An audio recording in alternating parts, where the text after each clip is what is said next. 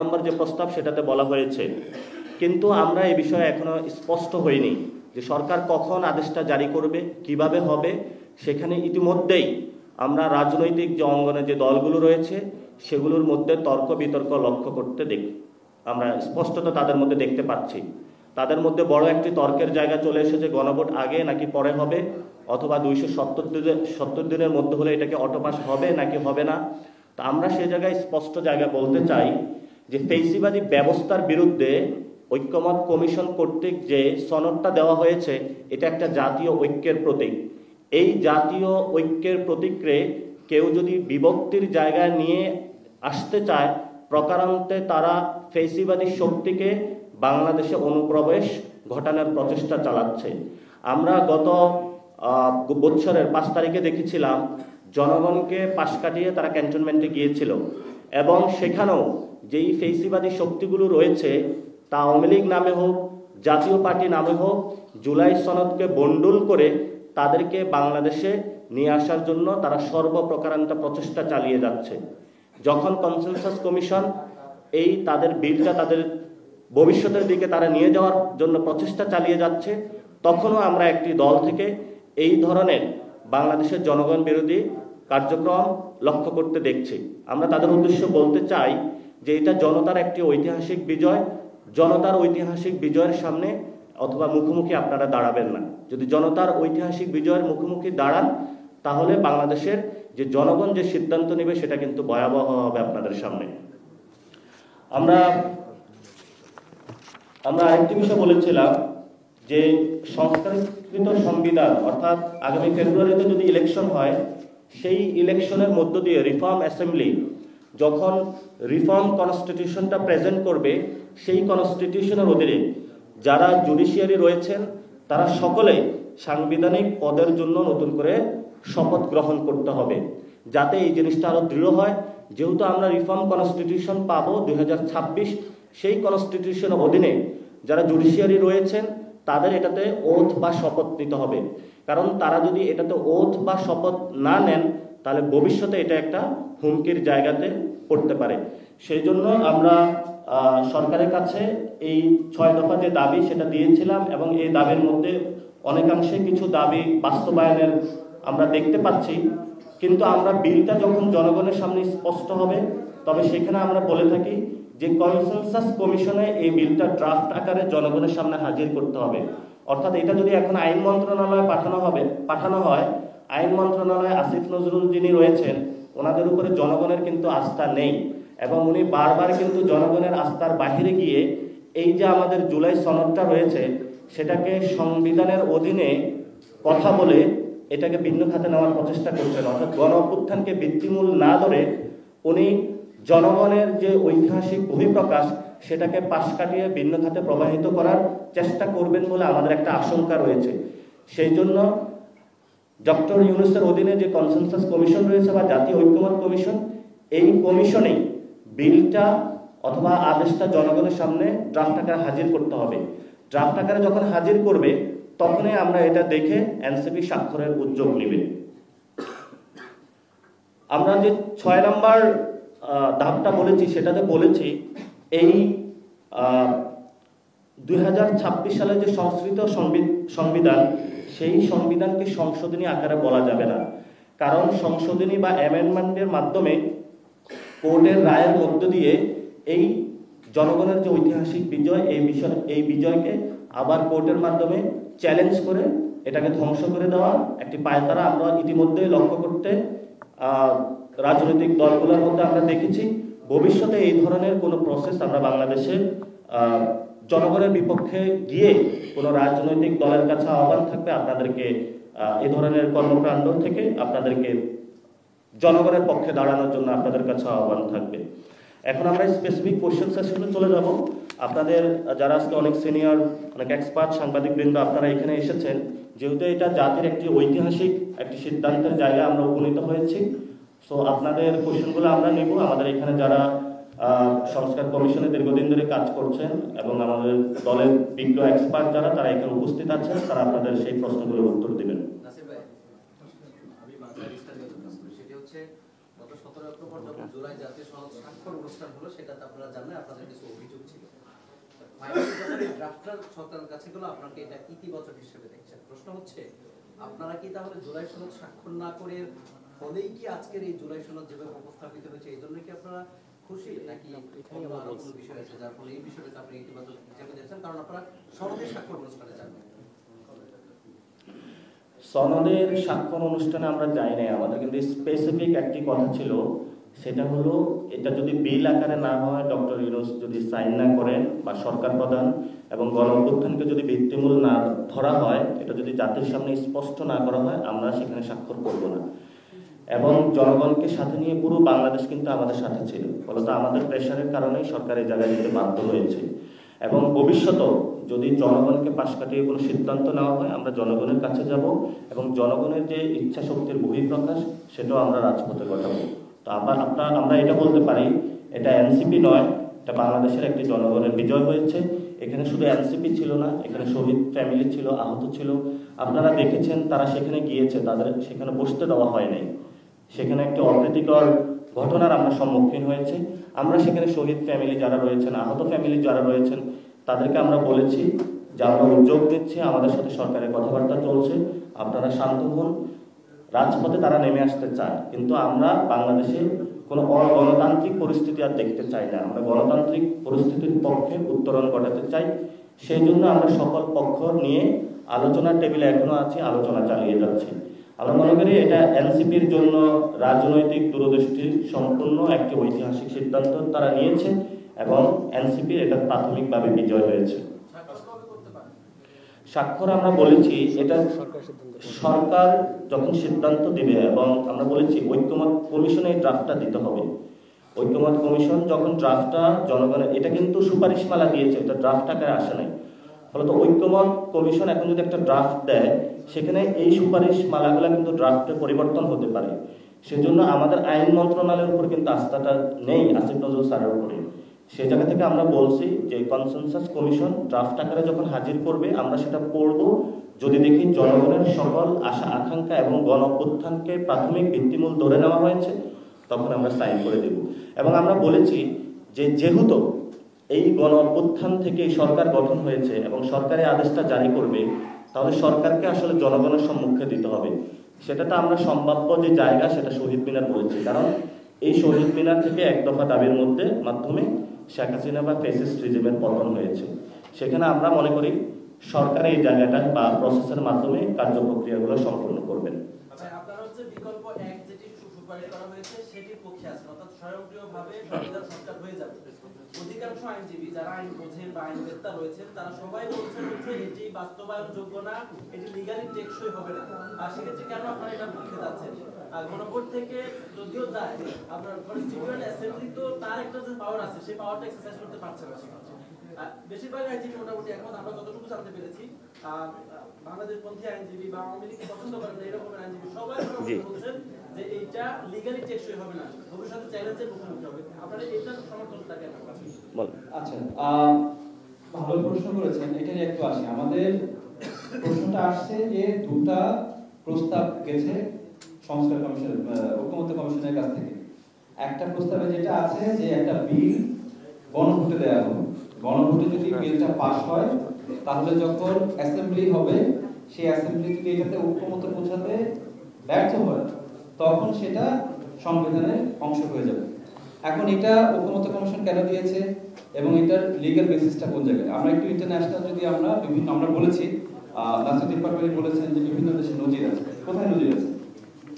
আপনারা যদি কেনিয়ার কনস্টিটিউশন দেখেন 2010 সালের কনস্টিটিউশন, সেখানে দেখবেন এমন ওইখানে প্রভিশন ছিল যে কনস্টিটিউয়েন্ট অ্যাসেম্বলি অর্থাৎ গণপরিষদ তাদের যে ছিল, অর্থাৎ আমাদের রিফর্ম অ্যাসেম্বলির মতো, তারা যদি নির্দিষ্ট সময়ের মধ্যে কনস্টিটিউশনটা বানাতে ব্যর্থ হন, তাহলে পুরো পার্লামেন্টে ডিসলভ হয়ে যাবে। রাইট? এটা ছিল একটা। আমাদের কনসেনসাস কমিশন এত বড় ড্রাস্টিক কোনো একটা প্রপোজাল ওনারা দেননি, ওনারা এটা চিন্তা করেছেন, ওনারা দেননি। তার থেকে সফটওয়্যার একটা প্রপোজাল দিয়েছেন। এটা আপনি ইকুইভ্যালেন্ট কোথায় দেখতে পাবেন? আপনারা জানেন সাউথ আফ্রিকার যে কনস্টিটিউশনটা হয়েছে অ্যাপার্থাইড রেজিম শেষ হওয়ার পরে, এটা একটা ভালো একটা উদাহরণ আমাদের জন্য দেখার জন্য কিভাবে একটা ভালো কনস্টিটিউশনের দিকে যাওয়া যায়। সাউথ আফ্রিকার কনস্টিটিউশনে কিন্তু ওনাদের এই ফিয়ারটা ছিল কোন ফিয়ারটা ছিল যে হয়তো রিফর্ম অ্যাসেম্বলি সময় মতো কনস্টিটিউশনটা তৈরি করতে পারবে না। এই জন্য ওনাদের এখানে একটা প্রভিশন ছিল, স্পেসিফিক আমি সেকশন বলছি, ওইখানে প্রভিশন ছিল যে এটা section 73 of Indian constitution of south Africa. এখানে ছিল যে যখন অ্যাসেম্বলির কাছে যাবে তারা কোনো একটা টেক্সটে ঐক্যমত হতে পারবে না, ওনাদের একটা অপশন ছিল যে সেটা একটা এক্সপার্ট কমিটির কাছে পাঠানো, তখন এক্সপার্ট কমিটি সেই টেক্সটটা ঠিক করে দেবে। সেখানে কিন্তু আপনি প্রশ্ন করতে পারতেন যে অ্যাসেম্বলি কেন এটা কমপ্লিট করতে পারছে না, কমিটি অফ এক্সপার্টের কাছে কেন যাবে, তাদের আপনি সলভেন্সি কোথায় থাকে? আসলে প্রশ্নটা সেটা না, প্রশ্ন হচ্ছে এটা খুবই একটা লেজিটিমেট কনসার্ন যে আমাদের 270 দিন সময় দেওয়া হয়েছে, এই 270 দিনের মধ্যে ফিলিবাস্টারিং করে বিভিন্ন ভাবে হয়তোবা সঠিক সময়ে এটা গৃহীত হবে না, টেক্সটে সবাই এগ্রি করবে না, তখন কি হবে? তখন এতদিন যে আমরা সংস্কার নিয়ে কাজ করলাম কোনোটাই সেখানে থাকবে না। এই জন্য সাউথ আফ্রিকা, কেনিয়া দুটো এক্সাম্পল দিলাম, যারা আদার এক্সাম্পলস অ্যাজ ওয়েল, সব জায়গায় এরকম একটা সিস্টেম থাকে যে অ্যাকাউন্টেবিলিটি মেকানিজম বলে, ফল ব্যাক ক্লজ বলে, অর্থাৎ কোনো কারণে যদি ওই অ্যাসেম্বলি একটা টেক্সটে ঐক্যমত হতে না পারেন তাহলে কি হবে সেটাই এখানে বলা আছে যে জনগণের কাছে একটা বিল যাচ্ছে, জনগণ ওই টেক্সটটাতে সম্মতি দিচ্ছে এবং তারপরে কমিটি অফ এক্সপার্টের পরিবর্তে আমাদের এখানে বলছে জনগণের কাছ থেকে মতামত নিয়ে যেটা নেওয়া হয়েছিল সেটা পাস হবে। কারণ আমাদের 270 দিন তো আছে, যে বিষয়গুলোতে প্রত্যেকটা রাজনৈতিক দল একমত হয়েছে সেই জিনিসগুলাই টেক্সটটা ঘষা মাজা করে দেওয়ার জন্য 270 দিনের মধ্যে যদি কারো সদিচ্ছা না থাকে এবং সেজন্য যদি কেউ কোনোভাবে এই সংস্থাকে আটকে দেওয়ার চেষ্টা করে তাহলে জনগণ যে তাদের অভিপ্রায় দিয়েছিল, আমাদের কনস্টিটিউশনের আর্টিকেল 7 কিন্তু আছে জনগণ সকল ক্ষমতার মালিক, জনগণের কাছ থেকে এই বিষয়ে মতামত আসছে, জনগণ এই বিলটা পাস করে দিচ্ছে, তারপরে সেটা অটোমেটিক হবে। এটা ঐক্যমত্য কমিশনের পজিশন, যেটাকে আমরা সাপোর্ট করছি। আর সেকেন্ড আরেকটা অপশন আছে, সেখানে হচ্ছে 270 দিন কোনোভাবে পার করে দিলে কোনো রিফর্ম কোনো কিছু হবে না, পুরাতন কনস্টিটিউশন অটোমেটিক কনস্টিটিউশনে আমরা বসে থাকব, সেটা তো যুক্তিযুক্ত না। আচ্ছা, নাসিরউদ্দিন পাটোয়ারির কাছে একটা প্রশ্ন আছে, সেটা হচ্ছে গণভোট নিয়ে যদিও বলা হচ্ছে যে বিএনপি এবং জামাত তাদের মধ্যে দ্বন্দ্ব, সেটা মধ্যে এনসিপি নাক গলাবে না, কিন্তু গতকাল একটা ব্রিফ করা হয়েছে এবং সেখানে বলা হয়েছে যে নাসিরউদ্দিন পাটোয়ারি বলছে যে হচ্ছে গণভোট যদি হচ্ছে নির্বাচনের সাথে একই দিনে হয় সেক্ষেত্রে নানা ধরনের ঝামেলার আশঙ্কা থাকে, যেমন হচ্ছে নানা ইয়েতে ককটেল নিক্ষেপ থেকে শুরু করে এই ধরনের থাকে। নির্বাচনের সাথে একই সাথে যদি গণভোট হয় তাহলে কি কি ধরনের প্রবলেম আছে বলে এনসিপি মনে করে? এক্ষেত্রে আপনাদের অবস্থানটা আসলে কি হবে? দেখুন, আমরা অবস্থানটা স্পষ্ট করছি যে গণ অভ্যুত্থানকে ভিত্তিমূল ধরে ডক্টর ইউনূসের আদেশ জারি করতে হবে, এটা হলো আমাদের প্রাইম কনসার্ন এবং পিপলের সামনে সেই ড্রাফটটা উপস্থাপন করতে হবে, তাহলে আমরা সাইন করে দিব, তাহলে একটা পর্যায়ে এটা চলে যাবে। তারপরে সেকেন্ড স্টেপটা আসে তখন গণভোট। আমরা বলেছি ইলেকশনের আগে হতে পারে, কিন্তু যদি ইলেকশনের আগে গণভোট না হয় তাহলে কি হবে? সেখানে জামায়াতের কিছু রিজিড, তাদের একটা সাইড রয়েছে, কিন্তু আমরা এটা রিজিডিটির মধ্যে যেতে চাই না বা আমরা এটা ধরে একদম পড়ে থাকতে চাই না। আমরা মনে করি যে সেকেন্ড স্টেপ গণভোট পরেও হতে পারে, আগে হতে পারে, কিন্তু সেখানে কিছু যদি নির্বাচনের দিনে হয় সেখানে কিছু আমরা আশঙ্কার কথা জানিয়েছিলাম, কারণ বাংলাদেশের যে এন্টায়ার ইলেকশনের যে সিস্টেমটা এটা কিন্তু নিউট্রাল না, এটার মধ্যে দিয়ে একটি সুষ্ঠু ভোট হওয়ার পসিবিলিটিস নেই। সেখানে যারা 300 আসনের ইলেকশন করে যে প্রার্থীগুলো থাকে অধিকাংশ হলো গডফাদার, এবং এই গডফাদাররা তাদের গ্রেনেড ককটেল নিয়ে সবসময় হলো ভোট কেন্দ্রগুলা অস্থিতিশীল করার জন্য চেষ্টা চালিয়ে থাকে। তো সেই জায়গায় যারা সংস্কারের জন্য চায়, বাংলাদেশের সংস্কারের জন্য প্রাণ দিয়েছে, সেই মানুষগুলো একটি সুস্থ বাংলাদেশের মধ্যে তাদের ভোটাধিকার প্রয়োগ করতে চায়। যখন তাদেরকে ভয় ভীতি প্রদর্শন করা হয় সেই মানুষগুলোর মধ্যে এক ধরনের উৎকণ্ঠা বিরাজ করে। তো এই কনসার্নটার জায়গাটা যদি ইলেকশন কমিশন এটা নিশ্চয়তা দিতে পারে, যদি এই কনসার্নটা নামিয়ে নিয়ে আসতে পারে তাহলে তো ওই দিনও হতে পারে। আর আগে যে বিষয়টা আগে হওয়ার ক্ষেত্রে একটা কস্টিংয়ের একটা বিষয় আছে, যদি দুইটা ভোট আমরা আলাদা আলাদা করি তাহলে অনেক ব্যয় বেড়ে যাবে। আর আরেকটি বিষয় আমাদের এখানে এসেছে যে ফেসিবাদী শক্তিটা অনেক বেশি একসাথে কাজ করবে যাতে হলো গণভোটে মানুষের অংশগ্রহণ থেকে তারা বিরত রাখতে পারে। আরেকটি বিষয় রয়েছে যে এখানে বিএনপিও একটু গণভোটটা বানচাল করার জন্য প্রচেষ্টা চালাবে। তো সেই ক্ষেত্রে এটা ইলেকশন কমিশনের উপরে নির্ধারণ করে, সক্ষমতার উপরে। তারা যদি আগে পারে তাহলে করবে, তারা যদি পরে পারে সেটাও করবে। তবে যে কোনো সময় হোক সেটাতে আমরা শুভকামনা জানাই, কিন্তু আমাদের এটা সময় নিয়ে আমরা এই বিতর্কের পিছনে পড়ে থাকতে ইচ্ছুক নয়। আপনি আগে করেন পরে করেন, দুটাতেই তো ইলেকশন কমিশনের আপনার টেস্টিংয়ের মধ্য দিয়ে যেতে হবে, এবং এই গুন্ডাতন্ত্র, মাস্তানি, ভোট কেন্দ্রের এই ধরনের যে পরিস্থিতি, সেটা থেকে আমাদের মুক্তির একমাত্র উপায় হলো গণভোটটা সুষ্ঠুভাবে। আমরা ফোকাস করতেছি যাতে গণভোটটা সুষ্ঠু প্রক্রিয়ায় হয়, কিন্তু বিএনপি এবং জামায়াত এই কথাটা বলছে না যে গণভোটটা যাতে সুষ্ঠু প্রক্রিয়ায় হয়। আমাদের দাবিটা হলো গণভোট যাতে আগে হোক বা পরে হোক সুষ্ঠু প্রক্রিয়ায় গণভোট হতে হবে, কারণ জনগণের যে ভোটিং পাওয়ার সেটার মধ্য দিয়ে এটাকে আমরা আরো শক্তিশালী করতে চাই। আর আমরা এটাতে প্রস্তাবনা যেটা একের খসড়া যেটা বলা হয়েছে সেটা আমরা বলেছি যে এটা বিল আকারে উপস্থাপন করতে হবে, প্রস্তাবনা আকারে নয়, কারণ বিল আকারে উপস্থাপনা করলে অনেক শক্তিশালী হবে, এবং প্রস্তাবনা আকারে করলে এটা পরবর্তীতে আবার এই ড্রাফটিং এ প্রবলেম হবে। এই জন্য আগে ড্রাফটিং বিল সবকিছু আগে হয়ে যাক, তাহলে আমরা সাইন করে দিব, এটাতে আমাদের কোনো সমস্যা নেই। কিছুক্ষণ আগে ব্রিফিং হয়েছে, এখানে আসলে সালাউদ্দিন আহমেদ তিনি কিন্তু বলেছেন যে এতদিন ভেবেছি ঐক্যমত্য কমিশন রেফারির ভূমিকা পালন করছে, এখন দেখছি রেফারিরা নিজেই গোল দিয়ে দিচ্ছে, কিছু দলের প্রস্তাবনা চাপিয়ে দেবার চেষ্টা চলছে, এরকম একটা ব্রিফিং করেছে। এবং যেহেতু বিএনপি পক্ষ থেকে ধরে নেওয়া যাচ্ছে বিএনপি ব্রিফিং, আপনাদের আসলে কোন মন্তব্য আছে? এটা তো ঐক্যমত কমিশন ছিল, তো এটা মাঝখানে সালাউদ্দিন কমিশন হয়েছিল, এখন আবার ঐক্যমত কমিশনের মেরুদণ্ড ফিরে এসেছে, এখন আবার এটাকে আমরা ঐক্যমত কমিশন বলতে পারি। তো এটা কোনো দলের জন্য নয়। সালাউদ্দিন কমিশনে জুলাই সনদ বাস্তবায়ন কি হবে সেটা নিয়ে তারা কোনো আলোচনা করে নাই। তাহলে আপনি বিবাহের আয়োজন করলেন, বিবাহ হবে, কিভাবে হবে, কবে হবে, কাবির নামে কে সাইন করবে, এগুলো নিয়ে কোনো কথা হলো না। এই জন্য আমরা বলি সালাউদ্দিন কমিশন থেকে ঐক্যমত কমিশন তার মেরুদণ্ড খুঁজে পেয়েছে, এই জন্য আমরা ঐক্যমত কমিশনকে ধন্যবাদ জানাই। আর আমরা এনসিপির পক্ষ থেকে এই দাবিগুলো জানাইনি। ঐক্যমত কমিশন এই যখন সাইন করেছিল পার্লামেন্টের সামনে স্বাক্ষর অনুষ্ঠানের পরে, তারা দীর্ঘদিন ধরে বাংলাদেশের যারা এক্সপার্ট, বিদেশি যারা এক্সপার্ট, তাদের সাথে বসেছে, আহত ফ্যামিলির সাথে বসেছে, শহীদ ফ্যামিলির সাথে তারা বসেছে, তাদের থেকে দাবিগুলো এসেছে।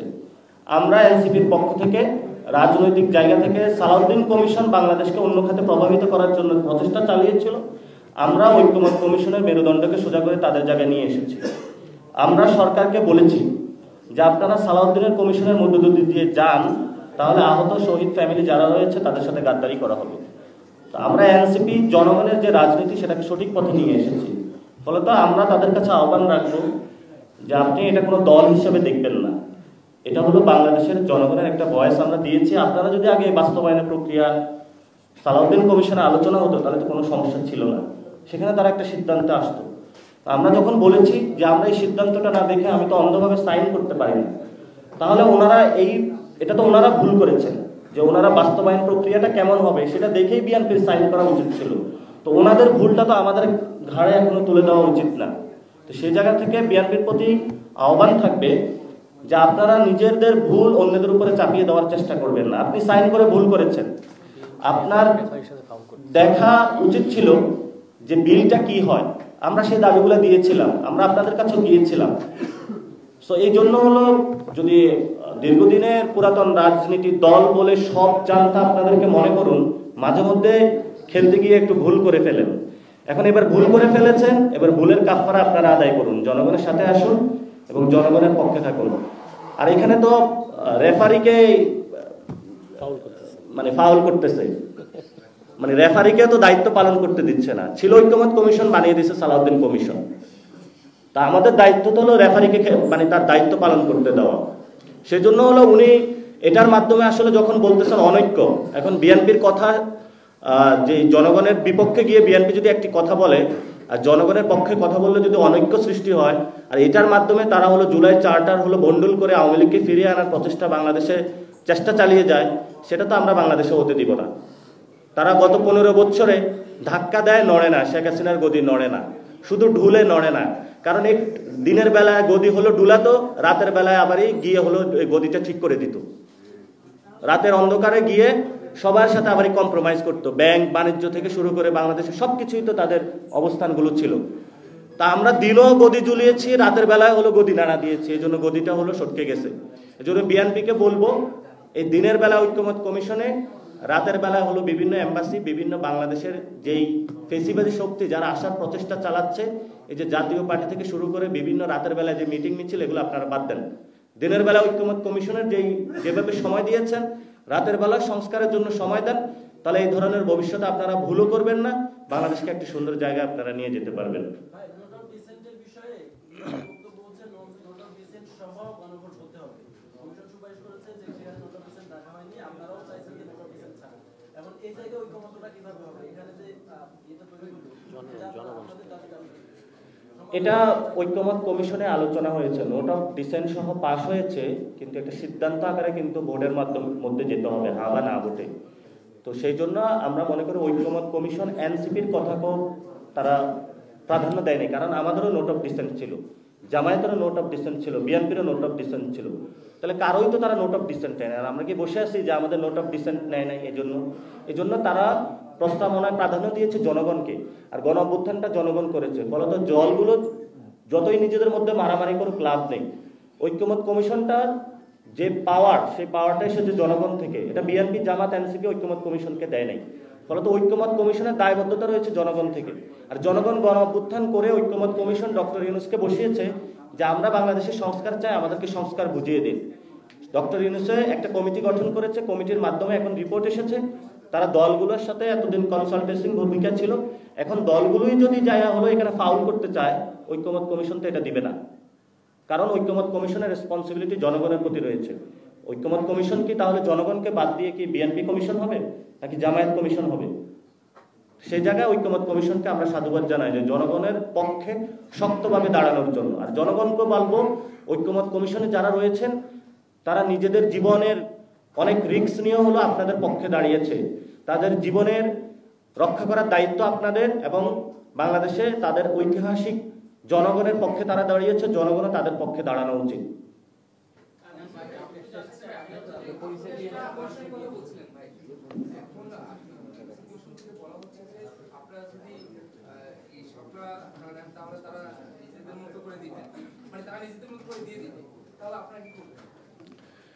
আমরা আশা করি যে এখনো শাপলা পাবো, এবং অতি দ্রুত আমরা একটি সমাধান চাই। ওরা অলরেডি অনেক সময় নিয়েছে, তবে আমরা এখনো এনসিপি থেকে আশাবাদী শাপলার ব্যত্যয় কোনো কিছু হবে না, কারণ তারা আমাদের সামনে কোনো শক্তিশালী যুক্তি দাঁড় করাতে পারে নাই। এবং আমরা তাদেরকে বলেছি আপনারা একটা নীতিমালা তৈরি করুন, কোন নীতিমালার ভিত্তিতে আপনারা এই যে লিস্টগুলো বা তালিকাগুলো আপনারা সিলেক্ট করেছেন সেগুলো জাতির সামনে উপস্থাপন করেন। তারাই সেটারও ব্যাখ্যা দিতে পারে নাই। তো আমাদের জায়গা থেকে নির্বাচন কমিশন, তাহলে যদি ওনারা দিতে চায় তাহলে গায়ের জোরে দেখ না, দেখি ওনাদের নির্বাচন কমিশনের কত জোর। নির্বাচন কমিশনের যদি জোর থাকে তাহলে জোর করে চাপিয়ে দেখ, কারণ নির্বাচন কমিশন তো শুধু প্রতীক না, ইলেকশনও জোর করে চাপিয়ে দিয়েছিল গত 3টি ইলেকশন। তা আপনাদের সামনে যখন এই উদাহরণ আছে, ইলেকশন কমিশনের প্রতি তো এখনো যে এটা পরিবর্তন হয়ে গিয়েছে সেটা তো আমরা মনে করি না। একই যে প্রক্রিয়া হাবিবুল আউয়াল খান এসেছিল, রকিব হুদা কমিশন এসেছিল, সে একই প্রক্রিয়ায় তো এই নির্বাচন কমিশনও গঠন হয়েছে। আমরা তো সেটার বিপক্ষে বলেছিলাম যে নির্বাচন কমিশনকে সুষ্ঠু একটি প্রক্রিয়া গঠন করতে হবে। এখন অনেক দল, বিভিন্ন টকশোর বুদ্ধিজীবী একটু উকি মেরে বলে যে এনসিপিকে যদি শাপলা দেওয়া হয় তাহলে তো এটা কিংস পার্টি হবে, এনসিপিকে যদি দেওয়া হয় নির্বাচন কমিশন পক্ষপাত কোনো আচরণ করবে।